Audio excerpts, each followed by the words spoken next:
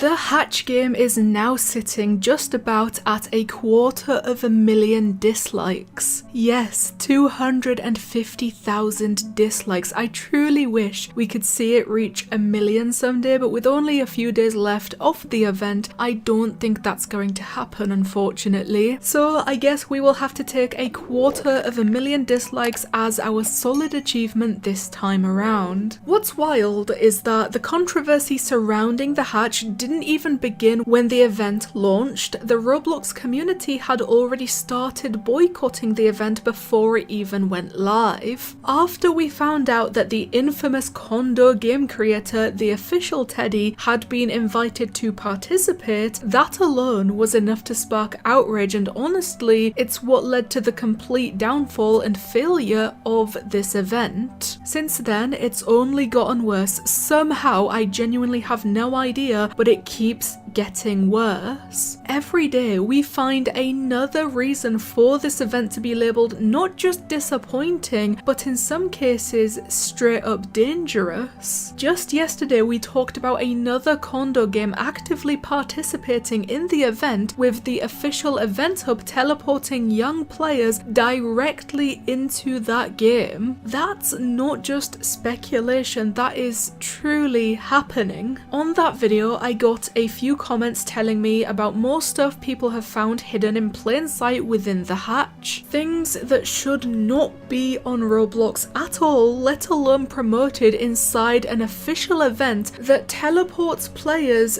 straight into those games. One name keeps coming up in particular. It's a game called Laanttina Vibe. Now, what's weird is if you search for Laanttina Vibe on Roblox, you get nothing, no results found. You actually have to Google the name of the game and then it shows up through a search link. That's so strange. One comment on my video said Laanttina Vibe has lots of players wearing suggestive avatars and it's playing bypassed music. The music is in Spanish and I can understand the lyrics. Unfortunately, I do not have a translation of the music or the lyrics, but the bypassed music is obviously intentional, but I doubt that's something Roblox would take the game down for. At most, if anything, they would ask the developers to remove the music, but even that is wishful thinking when it comes to Roblox. The suggestive avatars are obviously a bigger concern. That part isn't necessarily the developer's fault, but if that is the entire player base and clearly the intended vibe of the game, that is a massive issue, and yet I still doubt Roblox will even look into it for 1 second. Besides my own comments, the only other thing I could find about that game is a tweet from June before the event even started, where some people were seemingly trying to warn other people that the game would be included in the hatch event. From the video they shared, it doesn't really look like a full-on condo game, but it absolutely does look questionable, like they said, especially based on the type of people who are playing it.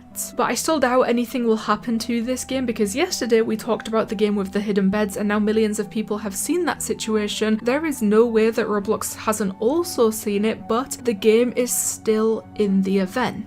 Someone else commented, should we boycott Roblox instead of the hatch? And honestly, the short answer is yes. The long answer is that's basically what we've been doing this entire time anyway. Sure, the hashtag that was trending at the start was hashtag boycott the hatch, but let's be real, this has always been about Roblox, because how did the event get to this point? It didn't fall apart on its own. Every single reason the hatch is a mess comes back to Roblox. They are the reason. We are not just saying, oh no, the hatch is dangerous. We are pointing fingers at Roblox because they are the ones who let it become dangerous. So whether we are saying boycott the hatch or boycott Roblox, at this point it doesn't really matter. The target has always been the same. It took 2 entire weeks of the community boycotting and begging Roblox to remove TheOfficialTeddy, not just from the event but from the platform entirely. During that time, they did remove his games from the hatch, but they allowed them to stay up on the platform, and they only banned his account after they found an unrelated reason to do so, which they admitted that if they had not found that separate reason, they were prepared to